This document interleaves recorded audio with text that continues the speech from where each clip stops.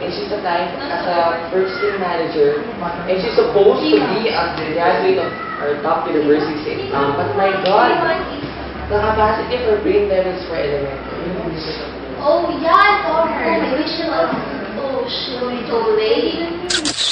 Hey, the applicants that I have interviewed today, they're all faint. As if they don't know anything. My God, as if...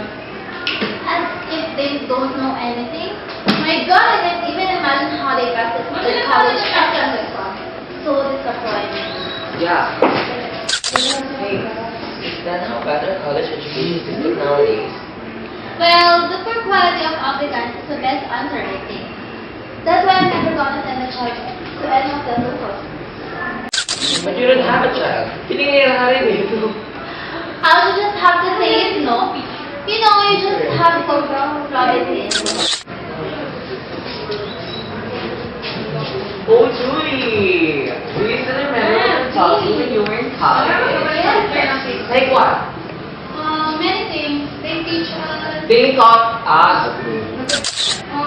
They teach us math, Philippine laws, rosary, megalorisi. Like that. I can't remember all of them. Is that why a doctor or client and visitors at the reception desk? Oh no, ma'am. Of course not. I have a degree from the reception desk. Julie, what we mean is what learning competence really they teach in university. Like, what tools they equip you to face life and work, something like that. Wait, I think I'm having a migraine. Migraine? Wow, na-walk out. Alis ka sa harap ng gano'n. Migraine din. Migraine. Okay, okay. Migraine. Okay.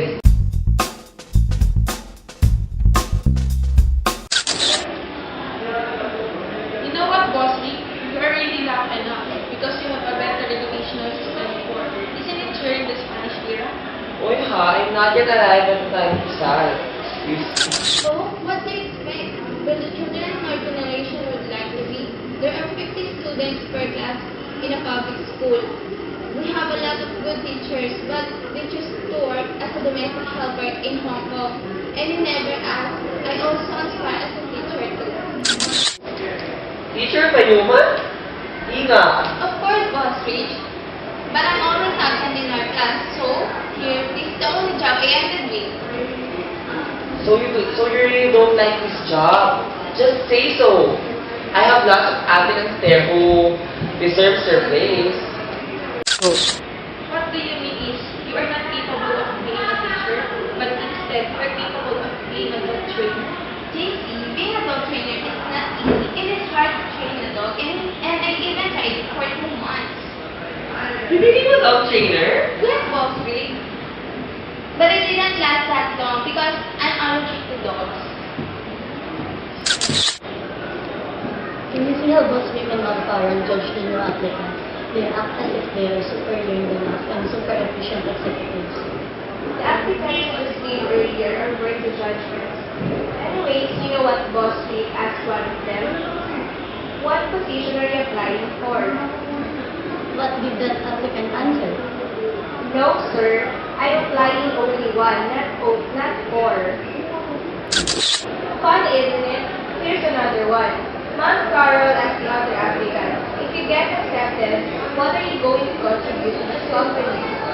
Then, what did they answer? Mom, I only have 50 pesos left here. This is the only money I can contribute.